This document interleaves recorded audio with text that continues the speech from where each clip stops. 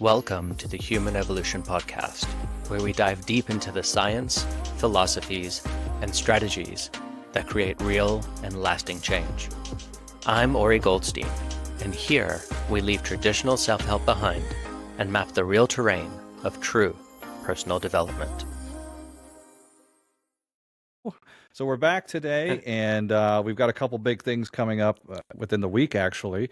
We've got our boot camp and challenge that we'll discuss here in a minute, but the focal point or the idea behind it is it's all about journaling. So before we roll into the details of that, did you start journaling personally, or was journaling something that you brought into your practice that you have your clients do? So quite honestly, I hate the concept of journaling. It's very weird given the fact that like now I'm going to be known as a journal guy. But to me, the idea of keeping like some kind of a book and writing stuff down, I never go back. I never look at it. It's just something that sits there and annoys the hell out of me that I even have to do in the first place. And so the way it started for me, and I think I shared this story at some point in time, but never in like very much detail. I'm not going to go into too much detail about it. But there was a period in my life where things were just going very, very bad, and I went through like a pretty depressive episode. So I was 20 years old, trying to deal with a lot of stuff that was coming up for me. And at one night, like while I'm just going through like this very terrible depression, I decided, you know what, like I've obviously got all these thoughts in my head, and what's going to happen is, you know what, whatever comes up for me, I'm just going to let it come up. I'm not going to try censor it. Whatever thought comes up in my mind, I'm going to let it be there. And the very first thought that comes up in my mind is, I hate my parents and I wish that they were dead. And the very first thing that comes up in my mind the moment I say that is like, oh my God, I'm the biggest asshole on the face of the planet. How dare I say that? My parents raised me. How can I even think that way? And so I started having like this major conflict going on inside of me that I'm sitting there thinking, there's one part inside of me that wants to say how much it hates my parents. There's the other part inside of me that wants to say how much I hate myself. And I kind of like just let both these parts have their way, like just go completely crazy at it. Them screaming at each other, me imagining screaming at my parents, me going as crazy as like even imagining like hitting my parents, me imagining me killing myself because I didn't deserve to live. And I just went through this for like hours and hours over the course of a night. Like the way I tell the story is like by like 4 a.m. or whatever time I finished, I'm crying so hard and I've been screaming so hard inside my own mind that my nose started freaking bleeding from just like the amount of tension I had inside of myself. But as all this is happening, at one point in time, I just remember taking like this really comfortable breath for the first time. I just kind of like went like, and as I just released that breath, I had this enormous sense of relief inside of myself. And instead of me sitting there thinking how angry I was at my parents or how angry I was at myself, I just felt this immense sense of peace and tranquility about me. And what I discovered is as I started doing this with more of my clients, I started getting the same kind of results with them, where it's when I made them go into their deepest, darkest thoughts and really just let everything flow and have that fight inside of their head and let everything out, they started having that sense of relief. And I can tell you that since that night, the depression has never come back. And I've seen the same thing happen with my clients. And to tie this up with the journaling, so for me, it isn't about journaling, like writing down like, Dear Diary, today I met with Harry. It's about actually giving yourself the opportunity to express anything you want as deeply and as rough, as uninhibited way as you want, to let everything out of you and then just have a place that you can finally have your outlet. So for me, it was screaming inside of my head. For other people, writing it down tends to work much better. And the nice thing about this journal is I never want you to look at that entry ever again. And we'll go into this in a bit more detail. But as a matter of fact, as soon as they're done writing, I tell them to delete that entry, to burn it, to flush it down the toilet. So this isn't a journal that you keep. This is your way to finally express your emotions. And one of the easiest ways to do it is writing a letter to someone or just having that free flow of consciousness or talking to your younger self. And to me, that is what this journaling is about. And as I started doing this with clients, instead of just doing a session where I've got 20 minutes with them and say, do it, do it, do it, if I make it into a daily practice and I just tell them every single day, just journal whatever comes up for you, after like a very short period of time, like whether it's a week or two, they've completely transformed. They're at a place that they're like, do you know what? All these things I had bottled up inside of me, I finally let out, and I just have this sense of peace about me.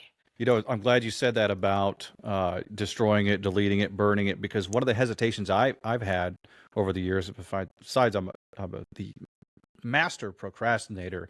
So if I just say, if you tell me to do something, I'm like, yeah, sure, I've got my thing right here. But one of the issues, one of the hesitations I had, I was like, oh, I don't want that shit on paper somewhere, even if I'm the only one that knows 100%. where it is, like you said, let it flow out of your whatever nasty thought comes to your mind, write it down. I could take this right out in the backyard and burn it immediately, and that, I think, it would even have like a secondary effect because you're writing it down and then you're kind of releasing it, not to get all woo, but it kind of has that feel to it. No, no, it's not about woo woo. Like there is like it's kind of like a rite of passage. It really is. It's like it's a ritual that you go through that you release all these emotions out onto the page, and then you actually get the chance to like shred it, burn it, freaking flush it down the toilet, whatever it is. And there's something so liberating about these are my thoughts. This is all the anger I had at this person or that person or myself or whatever it is. And now here, watch me douse it with lighter fluid instead of light. And you watch all your emotions just kind of like go off into the atmosphere and go away. It's one of the best parts of this whole practice is that ritual that you go through. And that to me is the thing that makes a difference. It's not about writing it down and then 3 weeks later coming back to it, because like you said, I want you to go into the deepest, darkest thoughts you have. I don't want you to sit there going like, do you know what? Like, I'm unhappy with mom. I want you to sit there saying, Mom, you completely ruined my life. I want you to say the stuff that you would never, ever, ever think to say out loud. And the beauty of it is because you know you're going to be burning it 20 minutes later, you get to say all these things and never have to worry about anyone, including yourself, ever seeing it again. It's not going to exist in this universe.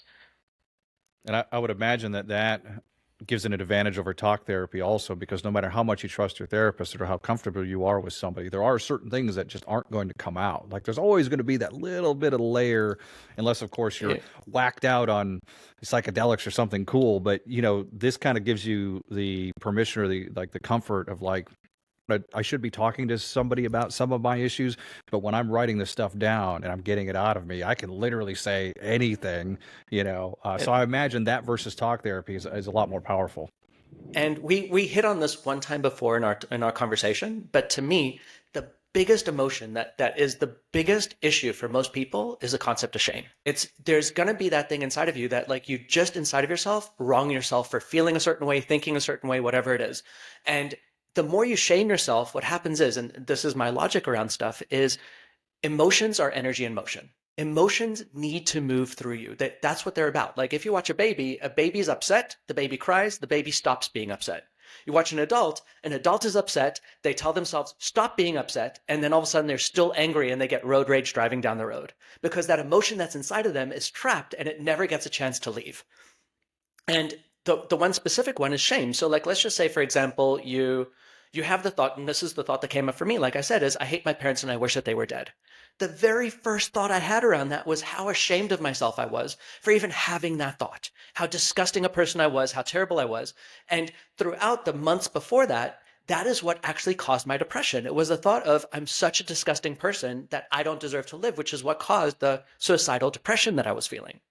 As soon as I allowed my shame to just express itself completely and say, this is what you get to say, as soon as you get there and you just completely release it, you're in a place that you realize that this thing that you were so disgusted by, this thing that bothered you so much, is just another emotion. It's just another thought you have. And you're a human being. You get to think or feel or in the privacy of your own mind, do anything you want and everything is okay.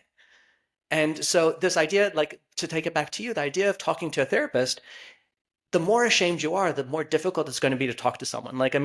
So I don't want to go into too many crazy graphic details, but like we've already discussed this before, of a person that, for example, had a terrible childhood traumatic experience in sexually, whatever it is. And usually what ends up happening is they start having these weird fantasies. They start having these weird thoughts because the brain doesn't know how to contemplate what's going on. For the rest of their lives, they could still feel shame around a sexual thought or around their feelings around someone or whatever it is. And the one time and even if they talk to a therapist, there's the voice in the very back of their head saying, tell them anything, but don't tell them this one thing. Like that's a bit too private. Let's not go there. Here, you get the opportunity to even say that. And then in the back of your mind, while you're writing it, you go, and I get to burn this in 20 minutes. This is never going to exist again, but do I finally get to say this? And your shame finally gets its outlet. And as soon as it does, you expose the boogeyman to the light of day and you realize, gosh, it was just a little doll underneath my bed. We all do it. We get caught in that loop of like, there's the initial whatever upset us, and then we spend like years beating ourselves up about it. I do like that. The shame thing is huge. Obviously, that's kind of like a focal point of most of the things that we talk about all lead back to shame. I agree. I think Sam Harris is the one who's like, you are not your next thought, because people think some pretty fucking terrible things, man. Like, like I'm sure. Well, I'm just going to go ahead and say it. But I've been places like, I'll use the bar as an example because why not? It's kind of my natural habitat. So let's say I'm sitting on a bar stool or something like that, and like, when you're looking around and like a thought crosses your mind, like, I wonder what would happen if I just reached out and slapped the bartender right now, which I would never do. But you like, and then you think, why did I just think that? Am I crazy? Or like if you go to like say a national park or something, there's a cliff. I just had this experience. I was in the upper Michigan on the sand dunes. It's like a really steep thing. I'm like looking over the edge and I'm like, there's nobody around. But what if I just grabbed somebody, threw somebody off, which obviously I would never do, but like you have a weird thought That's because your it comes to brain. your, yeah. But I'm like, and then I'm like, well, oh my gosh, like, am I a psycho? But it goes back to the whole, your brain's going to do crazy shit. And it doesn't mean that that's who you are. Yeah. Absolutely. There's that saying, it's like it's an ancient saying, and again, like me and my sayings and my stories, I butcher everything, but I just love saying it anyway.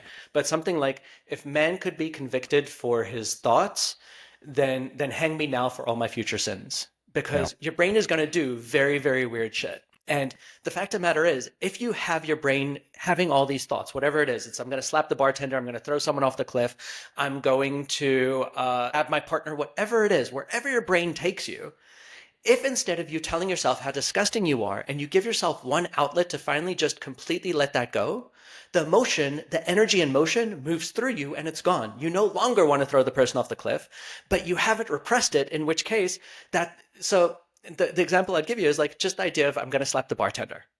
You're at a bar and you think, oh gosh, I'm going to slap the bartender. And then what happens is you say, oh gosh, but that's crazy, that's crazy, that's crazy. Now what happens is you're basically holding on to that thought for a second. Like the example I give is the unconscious mind doesn't know how to process the concept of no. So if I were to right now say, Lee, whatever you do, anything in the world, whatever you do, just do not think of a purple elephant. The very first thing that pops into your mind is a purple elephant. Now, if I kept telling you, not a purple elephant, not a purple elephant, not a purple elephant, you're going to keep thinking of the purple elephant. In the same way, if you think, what if I slap the bartender? And then you go, oh God, that's crazy. Don't think about it. You're now thinking about, not about slapping the bartender. You go, no, think about something. Don't think about slapping the bartender. You're still going to think about slapping the bartender. The idea here is you finally say, let's think about slapping the bartender and what happens next. Like, gosh, there must be so much anger in me, and there must be like that part inside of me that wants to be playful, and there must be that part inside of me that's remembering the fact that I was bullied as a kid and wants to finally feel powerful, whatever it is. And you just let it all flow.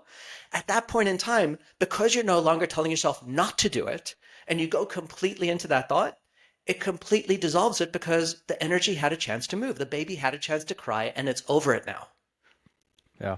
Or maybe they just made me a shitty drink and, they got it coming. Who knows? I asked, if I ask for a double, I want a double. I better be a good pour.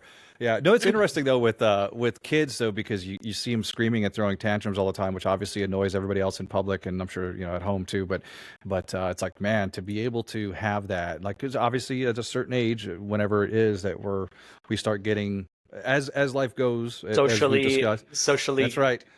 Yeah, more created, and yeah. more, like, hey, I want to do this. I want to be a painter or I want to be a rock star, which obviously are not easy jobs to get. And they're like, no, you're going to go work in the mine or, like you have to behave. But like, yeah, kids have that ability to just release. And then as we grow older and we get more, social graces, everything else we have to do and like fit in, that's when we really start slapping stuff like that on us. I wonder what like over there's different types of journaling, of course. I don't know how many types there are. I know that a lot of the journaling that you teach is like what I don't want to call it negative, but there's different types. You want to get into that a little bit? Yeah, so I mean, I'll go into mine. And I specifically call it's stage three, it's step three of the emotional alchemy process, and it's what I call piss and vinegar journaling. And it's specifically just like kind of like that old English saying of piss and vinegar. It's you don't want to necessarily say something like I said, like you don't necessarily want to say I'm unhappy with my job. You want to sit there saying, this is the worst job on the face of the fucking planet. I wish my boss was dead. I wish that they finally recognized me for what it is I deserve to be recognized for. Bill, you're such a fucking asshole for stealing all the freaking sandwiches in the fridge all the time. Whatever it is, it's you want to go into that piss and vinegar and let everything out of you completely. And to me, like that is very different because like usually the journaling that at least I was taught is going to be more of a record of what's going on. Journaling is usually going to be like, mention your gratitudes. What it is I'm grateful for. Or write down your 5 gratitudes of the day, or write down what happened to you during the day so you can analyze it. And there's nothing wrong with that. There's nothing in any way that's wrong with that. It's just for me personally, I never went back and looked at it. And when I was writing down my 5 gratitudes, I didn't really feel very connected to them. Whereas here, it's about just connecting to your deepest, strongest emotions and letting them go. And to take it back to that thing that you were saying earlier about a kid, it's also the fact that it's not about teaching you to, at any moment in time, to turn around and slap the bartender. It's not about that. It's about giving you one outlet for 20 minutes a day to have those deep, dark thoughts and just teach yourself that everything is okay. So when it's all said and done, and I'm just going to finish off with this because I know I'm kind of like motor mouthing, but I'm just so excited about this because I know that this is something that really changes people. So the whole point of the emotional alchemy process is to teach yourself a level of self-love and acceptance. And like we said, like when we did the 500-year experiment, to me, the number one emotion that a person needs to experience is true self-love and acceptance. And as long as you're going to be stuck in your head going like, I shouldn't be thinking this, I shouldn't be feeling that, you're not truly accepting yourself. If you give yourself just that outlet of saying anything that comes up, I'm going to be there with it and I'm going to be okay with it, and you experience that sense of like not judging yourself for it, or even when you judge yourself, allowing yourself to go into the depths of your judging for it and just let that go too. And you just accept every thought, every feeling you have at the deepest level and allow the darkest thoughts, parts inside of you out. You get to a place of just feeling such a level of acceptance for yourself and such a level of acceptance for other people because they just are what they are and you are what you are. It's a really beautiful thing. And I would imagine this has to be an ongoing thing. Like, sure, one could work out their issues and get to the point where, quote unquote, they could be done with something like that.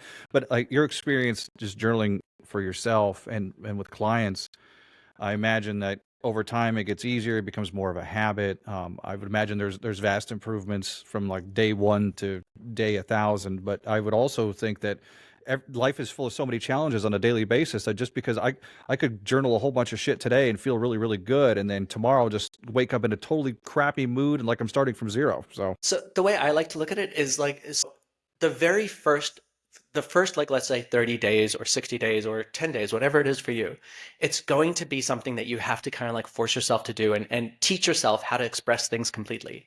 After a while, for me, it kind of became a little bit of an addiction because it gives you the opportunity to just go into your mind and go into the deepest, darkest places that you want and just kind of like move around that room and just push everything out the way and go around with a flashlight and see what's there and just kind of like be like, oh God, I didn't even realize that was there in the first place.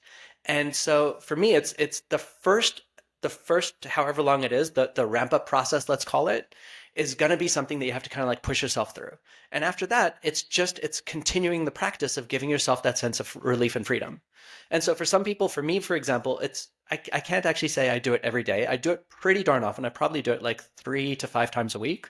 Sometimes I do it 7 times a week if I feel I need it. It's just, I'll feel that something inside of me hasn't been expressed, and I feel that I'm not necessarily being completely loving and accepting of myself. And I'm like, time journal about it. I don't know what's going on right now. Let's just sit down with my journal and do it. And so I think that the trick here is to teach your body that ability to just allow yourself to express anything and to feel that sense of acceptance. And then once you've got that ability, to just keep using it to make sure that you don't fall back to bad habits. It's like, as we've said so many times, you don't get what your goals are, you get what your habits are. If your habit is unconditional acceptance of yourself, that's what you're going to start experiencing on a day-to-day basis. similar to going to the gym or exercise, like the first few times are kind of hard, but then you realize, hey, this makes me feel good. So then, like you mentioned, it kind of gets addicting. Like, oh, I'm going to go all the time The now. Or like, endorphin oh, rush. yeah, like Yeah. like I got a really good, like I felt really good after I journaled for X amount of time yesterday. I can't wait to do it again tomorrow. So I know we've got our challenge and our boot camp coming up and everything else like that. Do you want to get into a little bit of specifics of that? I know there's content for people like that in the Facebook community, but for those maybe watching us on YouTube, just give them a little rundown. Like I said, it's the ramping up process that makes the big difference, really, right? So on June 3rd, we finally go live with it, and I'm really excited. I've sat down in front of a camera, as you know, not necessarily my favorite place to be, but I sat down in front of a camera and created 5 really in-depth days that takes you through the entire emotional alchemy process. We've also got obviously the guidebook that goes along with the boot camp, and anyone that joins our group gets that guidebook for free. And I'll also say the entire boot camp is free. It's part of the human evolution movement idea that all I want to do here is give out really good information. So it's everything here is free. There's no kind of upsell or anything else. It's I want you to get as much as you can out of this. So there's nothing held back. So over the course of 5 days, I take you through the process.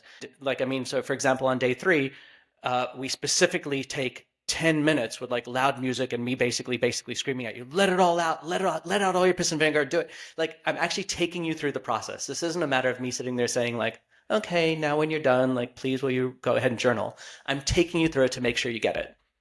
And then, like I said, that will basically teach you the process really, really in depth, perhaps even more in depth than the guidebook does by itself.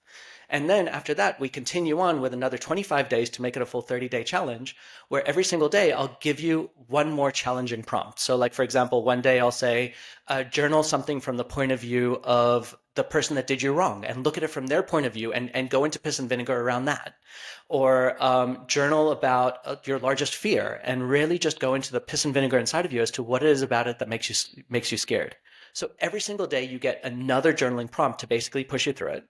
And the one thing that I do request is that you join the Facebook group when you join this, because the whole idea is as you do this, your stuff is going to come up for you and we want to be there for you.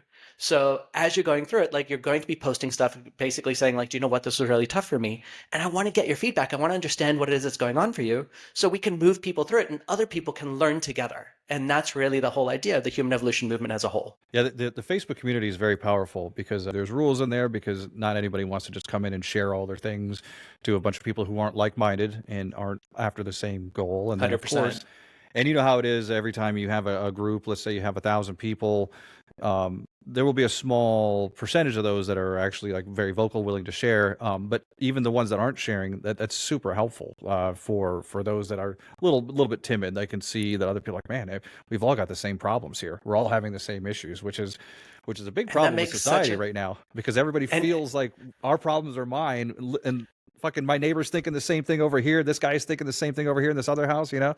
And that goes back to the concept of shame to some degree, right? Like shame is a concept of isolation. This is my issue and no one else in the world is like this. It's like one of my teachers used to say something that really, really resonated with me. It's like the largest problem people have is the one thought, I am different. If you keep thinking that you're different and isolated away from everyone else, you just don't see the fact that like the solutions that work for someone else could work for you. And when you're in a community like this, and it's specifically tailored, and we will kick out people that are going to be the naysayers, that are going to be the difficult ones. But when you're in a community where you actually have support and people giving you like motivation to keep going, and your cheerleaders going like, "My God, that's something pretty big," and you can also reach out to me directly if you want to. And when you've got these people around you that are basically commenting on the fact of what's going on for you, and they're saying, thank you so much for sharing because I had the same issue, or me actually sitting there pointing out to you, so many other people have had the same issue and this is what worked for them. It completely changes the game because you finally get a chance to realize you're no different from anyone else and everything that you're feeling is completely justifiable and completely okay. And not trying something and finding out later that it could have worked, even if it helped just a little bit, and thinking, my God, I could have done this 20 years ago. But like, Yeah. what's that thing about the tree? I I don't want to attribute it to Churchill because I know it's not Churchill, but it's a thing where it's like, when's the best time to plant a tree 20 years ago? When's the second Yeah. best time today? I know that's overused, but it really is true. Like there are so many things that I'm finding out today that I'm like, oh, I'm glad I'm figuring this out at 44, but it would have been really nice to know at 20, but I would be at 64. Even I'm like, sadder at 64. Yeah. that's right. Yeah. Yeah, yeah. So no, for sure. And we would And encourage anybody to at least check it out. What's the worst that could happen? yeah, we spoke about this in the Facebook group itself, actually, the idea of analysis paralysis, right? It's the idea that like you get so stuck in your head that you don't take any action in the real world. And at the end of the day, the only place that there was that saying from Ready Player One. It's like, it's the real world is a weird place, but it's the only place where you can get a decent cheeseburger or something like that, whatever it is. The real world is where things really happen. It's a place where you get a chance to actually experience life. And if you're stuck in your head going like, oh yeah, that's a cool idea, nothing's ever going to shift for you because you're always going to be in analysis paralysis. You go out there, you do it, you comment, and you keep rolling with the punches to see where that takes you.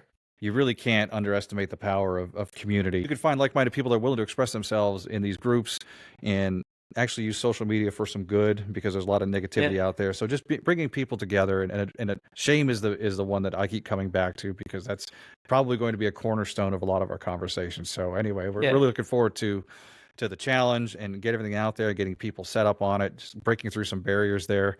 There's gratitude journaling, and there's all these other types of positive journaling, journaling about things that like, and very helpful. You wake up in the morning or whenever, say, hey, this is what I'm thankful for. These are the good things in my life, which I know there's a lot of positive benefit to that. But there's also focusing on some of the negative things or some of the on the flip side of that. Do you want to talk a little bit about that and how it's like impacted your work and what goes into your Yeah. journaling? Yeah, so I mean, this actually comes back to a couple of topics that we've discussed before. The one is you're trying too hard, and the second one is toxic positivity. It's like, it's the whole idea is like when you journal and you're only focusing in on your gratitudes, but in the deep down beneath that, you've actually got that sense of like, I'm actually very upset in my life right now. You know what? My relationship isn't working well, or my business is draining the life out of me, or whatever it is. And you're sitting there going, what am I grateful for right now? You're not going to get anything out of it because the deeper part inside of you is sitting there going, bullshit, bullshit, bullshit. And to me, like that's back to the concept of trying too hard, right? Like it's the idea of I'm trying to feel good, but there's a part inside of me that doesn't feel good, and I'm trying to ignore that part. That doesn't work. It's like, and to me, that's where a lot of journaling practices really, really, really fall short. It's to me the opposite of trying. Yes, the opposite of trying is doing, but the antidote to trying is acceptance. It's to actually see where you are and to acknowledge exactly what's going on for you. So in that moment, if you're like sitting there going, focusing in on your gratitude journaling, and don't get me wrong, I every single night, my girlfriend and I, we get together, we make a small prayer and we say what we're grateful for. And I love that. But at the same time, if I'm doing my gratitude journaling and there's something inside of me that isn't necessarily allowing that to go through because I'm upset about something, this is the one place where you get a chance to finally let that go at such a deep level that you get to go into it, not necessarily to focus in on the bad, but to allow that energy to move finally. And to me, that is the one big difference that this journaling allows all those other practices to finally actually have their day, to actually finally work for you. It's the one thing that's missing is everyone's so focused in on the good of things that they forget about the fact that you have to also sometimes acknowledge the bad. Yeah, it reminds me of an uncomfortable Thanksgiving dinners when you have to go around the table like, what are you thankful for? And we all have a lot to be thankful for, but I'm like, oh, really? Seriously? You're right. I know what you mean. It like I have so much to be grateful for and thankful for, and I am, but it just doesn't feel as cathartic. It's a beautiful sunny day. I've got my MacBook here in front of me that I love so much that I stare at for all, like all those things. But in the back of my mind, it is like, that's come on, dude. I just don't feel like it's as powerful as And the other one. and don't get me wrong, like to me, gratitude is one of the most powerful emotions that there are. Gratitude and appreciation. I love that emotion absolutely, and it's something that I always strive to get to as often as possible. My whole point is if you're not feeling grateful, don't lie to yourself about it. Don't go into the toxic positivity of it. If sitting there going, you know what, my life is great. It's like there's that meme of like a guy who's got a house burning in the background, has got this like like crazy smile on his face, going like, everything's okay. It's the dog actually. It's like everything's okay, everything's okay. No, everything is not okay. Or as Tony Robbins says, like if you've got a garden and there's weeds growing in the garden, you don't want to sit there going, there's no weeds, there's no weeds, there's no weeds. You want to go, you want to pull those fuckers out at their roots and then actually plant the garden that you need. It's like, to me, that's the difference that makes a difference. It's about the idea of acknowledging what's going on so you can get to the gratitude. Say I complain about something to somebody and they're like, well, you have all these great things going on. I'm like, I know, but Go to there's hell, something right? yeah, and it does feel a little, the toxic positivity thing's a big thing. Obviously, we talked about that before, but it does feel a little condescending sometimes. I don't feel like that's helpful, but I know people are, they try their best. They're like, hey, don't forget about these 10 things you have that are great. I'm like, yes, but until I get over this one really shitty bad thing, it's just, I can't break out of it. I'm So, stuck. so I'm gonna go a little bit into away from the journaling for a moment because like there Sure. is actually stuff there about the fact of like it's and just last week I was having a conversation with my girlfriend about this over the idea of if a person sits there going like, oh shit, I have to go to work. And for me, my reframe is I get to go to work. And she's like sitting there going like, I don't get that. Like, I mean, like, I don't feel like that grateful about this or that, whatever it is, or people just don't necessarily, right? And there is a way that you can reframe things in your mind, as I told you before about the toxic positivity of the person that's looking in the mirror and, for example, seeing that their body is wasted away due to cancer. And in that moment, they can say, my body's using all of its energy to fight off that cancer. And that's beautiful. In the same way, you could sit there saying like, you know what, at my job, it's like there's other people, there's kids in sweatshops in freaking third world countries right now, and I get to go to like this beautiful office where they feed me every single day, and I've actually got coworkers I like. Pardon me. Pardon me. There's definitely ways that you can actually reframe it. But my whole point is, aside from the reframing, sometimes you also need to sit there saying, do you know what, Bob? I freaking hate your guts, and I hate the fact that you treat me at work. That is also a necessary part to finally get to the point that you can really express that appreciation and gratitude you have for the things you do have. So there is that fine line to play, but the whole idea is that in the long run to get to that place of appreciation and gratitude. But to me, it's not by ignoring the bad, it's by acknowledging the bad and reaching a place of full self-acceptance. I hate to use these examples because I know they've been used a lot, but like guys like Anthony Bourdain or somebody else that just had so many things going Yeah. for him, and it's like, obviously he had some issues he was ignoring for a while. I know we're going way over to the dark side now. We're talking about suicide and everything No, else, this is but exactly, these are yeah. things that like I'm sure people around him were like, "Oh my God, you're so amazing! You have such a." I'm sure it was nothing but positive shit, reinforcement all the time, and in his mind there was a bunch of stuff going on that he probably was like, "Well, I can't complain to anybody because I have it so well. I can't come out and say all these negative things because I haven't. I'm, how shitty would that look? I'm rich and I get to do whatever I want.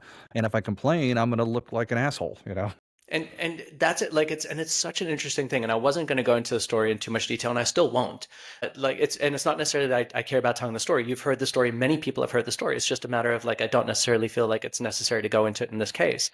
But like to go back to how this all started for me, I wasn't only depressed, I was suicidally depressed. Like I remember like it's the two memories that came up in my mind. One of them was like I was sitting there washing a knife in the sink. And as I was washing the knife, I was sat there looking at my wrist and I was like looking at the blade of the knife going like it would be really beautiful to slice this through my wrist. And I was all of like 21 years old at the time and I was suicidally depressed. And what it boiled down to was there was a part inside of me that was so angry at myself for being angry at my parents that I didn't feel I was worthy of living. And to me, like when you look at, for example, an Anthony Bourdain or someone else, like anyone else that had everything going for them and didn't necessarily have a good enough reason to kill themselves, and that can go into so many different things. I don't necessarily want to open up that can of worms. But when a person really has everything going for them and then they still decide to kill themselves, it's because there is something inside of themselves that is so deeply repressed. And whether that be due to shame or fear or guilt or sadness or whatever it is, they feel so afraid to let it out that it starts festering and it starts creating basically like an infection of the soul. Like, I mean, like the soul itself is just sitting there going like, I have no way out of this. Like maybe my only way to escape this feeling is to just end my life so I don't feel anymore. And my logic is the other way is to just let that feeling see the light of day and let it move through you. It just underscores the whole importance of journaling. And I'll take it back to where we started, just the thought of the hesitation that I don't want to write down some crazy shit that's going to be found by somebody, or I don't even want to see it again. I don't want to pick this up and like look at the page. But the fact that you're like, hey, I'll flush this down the toilet. Well, check with your local water department to make sure it's because you can't just flush anything these days, or Yeah. just going or burning it, or just whatever you got to do, shredding it up. And I think that feels good just sitting here. I haven't even written anything yet, so I think that that's very important for people to understand. Like, you're not going to write something that's going to go to the National Archives or the Library of Congress or anything like that. No one, including you, should ever have to see this again. It's not about keeping a record of it. It's about finally giving yourself the opportunity to let it go. Like the stupid example that just came to my mind right now is like if a baby cries when it's 8 months old, you don't want to in 5 years' time go, do you remember that time that you didn't get the sweets and you cried when you were 8 months old? No one cares. The fact of the matter is, I didn't get the sweets. I was upset. I cried. I'm over it.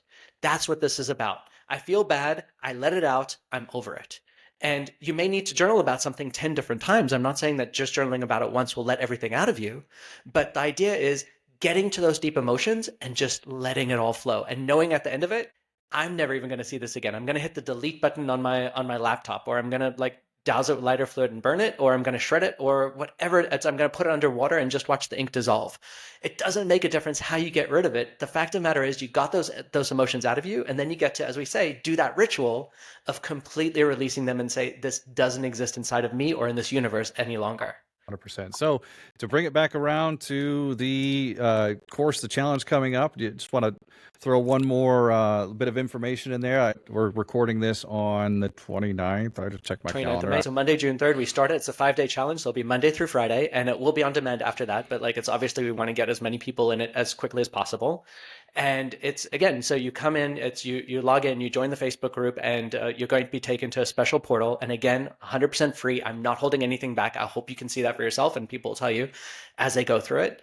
Everything is there. You just every single day I'm with you for like day one is like about 7 minutes. Day two, because it takes a bit longer, is about 15, 20 minutes, whatever it is. And we just go into the journal, teach you what you need to know, get you to use it, move on with your day.